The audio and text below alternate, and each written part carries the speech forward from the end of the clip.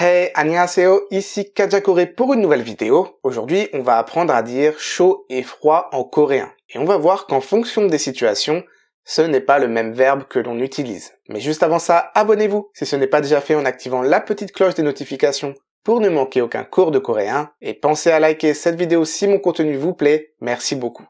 Alors pour dire chaud et froid en coréen, on va voir 4 mots principaux que vous devez absolument connaître si vous êtes débutant en coréen. Et puis ensuite, on verra quelques autres nuances. On va commencer avec le temps qu'il fait. Pour dire il fait chaud et il fait froid. Pour dire il fait chaud, on utilise le verbe 덥다. 덥다. C'est un verbe irrégulier en pi-up, donc si ça ne vous parle pas trop, je vous renvoie vers les cours sur kajakore.com ou vers mon livre Le Becherel du coréen. Et donc pour le conjuguer au présent, on va retirer le pi-up et ajouter wa, ce qui donne tawa. Tawa. Ça c'est au style courant envers les amis proches plus jeunes ou du même âge, ou alors tawayo. Tawayo. Au style poli de manière générale. Pour dire il fait froid, c'est le verbe 춥다. 춥다 que l'on utilise. C'est lui aussi un verbe irrégulier en pi-up et ça donne 추워. 추워 au style courant et 추워요. 추워요 au style poli.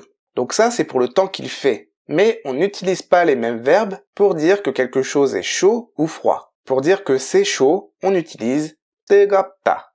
뜨겁다. Encore une fois, un verbe irrégulier en pi-up, ça donne 뜨거워.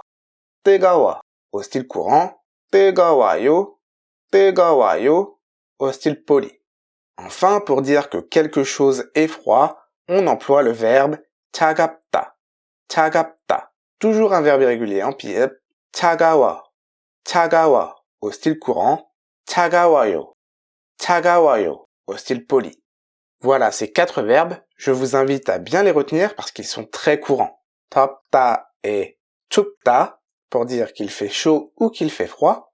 뜨겁다 et 차갑다 pour dire que quelque chose est chaud ou froid. Mais maintenant, on a d'autres verbes qui sont intéressants pour exprimer d'autres nuances. On a notamment le verbe 따뜻하다.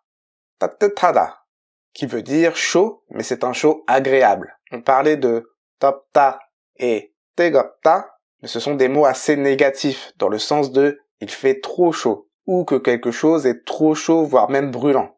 따뜻하다, c'est agréable.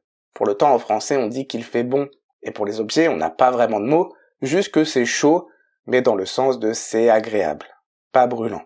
Pour ceux qui parlent anglais, c'est exactement pareil que la différence entre hot, chaud, et warm, chaud, agréable.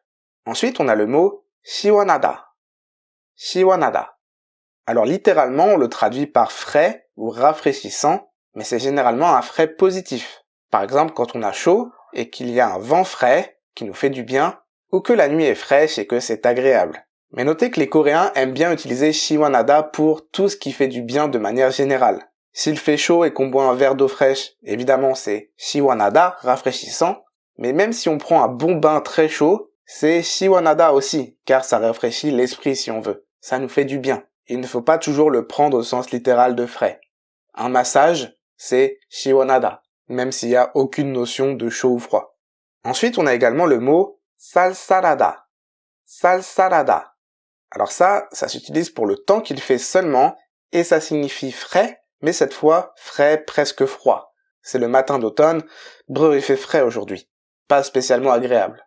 Et enfin, pour les liquides généralement, quand c'est ni chaud ni froid, donc tiède, on utilise le verbe 미지근하다. 미지근하다. Donc voilà, un petit récapitulatif du plus chaud au plus froid. Pour le temps qu'il fait, 덥다, 따뜻하다, 쌀쌀하다, 춥다.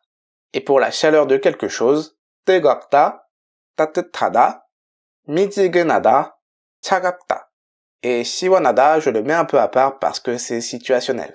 J'espère que cette petite vidéo de vocabulaire vous aura plu. N'hésitez pas à me dire en commentaire s'il fait chaud ou froid chez vous, en coréen bien sûr. Comme d'habitude en description, vous retrouverez le lien vers le cours correspondant qui est disponible sur le site kajakore.com avec tous les autres cours de coréen gratuits. Voilà, si cette vidéo vous a plu, n'hésitez pas à la partager, à laisser un pouce en l'air et n'oubliez pas de vous abonner. Quant à moi, je vous dis à la prochaine pour une nouvelle vidéo. C'était Kajakore. 다음에 봐요.